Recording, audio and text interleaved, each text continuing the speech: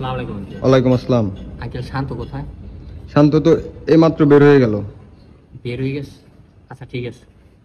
আচ্ছা শোনো বাবা, কি বলবা শান্তরে বলো। সমস্যা নাই আঙ্কেল, আপনি ও আসলে বললেন যে আমি আসছিলাম, আর ওর সাথে দেখা হলে আমি বলে নেবো না ওরে, সমস্যা নেই। আচ্ছা তুমি বলো, বন্ধু হিসেবে আমাকে বলো। আঙ্কেল বলার জন্য তো আসছিলাম, কিন্তু ওর এই কথাটা বলবো না, আপনি ওরে বললেন যে আমি আসছিলাম, ঠিক আছে? আচ্ছা তুমি আমাকে বলো, আমি ওরে বলে দেবো। ওরে বলে দিবেন? আঙ্কেল, ভিতরে এসে বলুন। আচ্ছা আসো। আঙ্কেল, তুই এই যে রাইত হলে প্রতিদিন আমার গার্লফ্রেন্ডে কাপল ব্লগ আর কাপল রিলস শেয়ার করে কি বুঝাইতে চাস? তুই অনেক বড় প্লেয়ার হয়ে গেছিস, অনেক বড় এস্থেটিক বয় হয়ে গেছিস গা। নেক্সট টাইম যদি আমার গার্লফ্রেন্ডের দেওয়া মেসেজ দিতে, তুই জানতি না এদিকে আয়। তুই জানতি না ওটা আমার গার্লফ্রেন্ড, জানার পরেও তুই আমার গার্লফ্রেন্ডে ক্লিকে মেসেজ দিলি, হ্যাঁ? বুঝাস কি মানে? তুই অনেক বড় এস্থেটিক বয় হয়ে গেছিস গা। শোন, নেক্সট টাইম আমার গার্লফ্রেন্ডে কোনো ধরনের মেসেজ দিলে কিন্তু তোর বাইরের কাছে খবর দিয়ে দিবি, বুঝছো? আরে তুই যে গত সপ্তাহে আমার লগে এক লগে মদ খালি আর কলি যে অর্ধেক টাকা তুই এই যে আজকে দিবি, আজকে সন্ধ্যায় তো টাকা কই? তুই বাসা থেকে গায়েব হয়ে গেছিস গা, হ্যাঁ?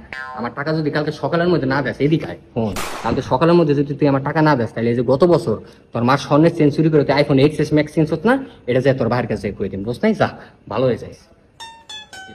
এটাই বলার ছিল, একটু বলে দিন, হ্যাঁ?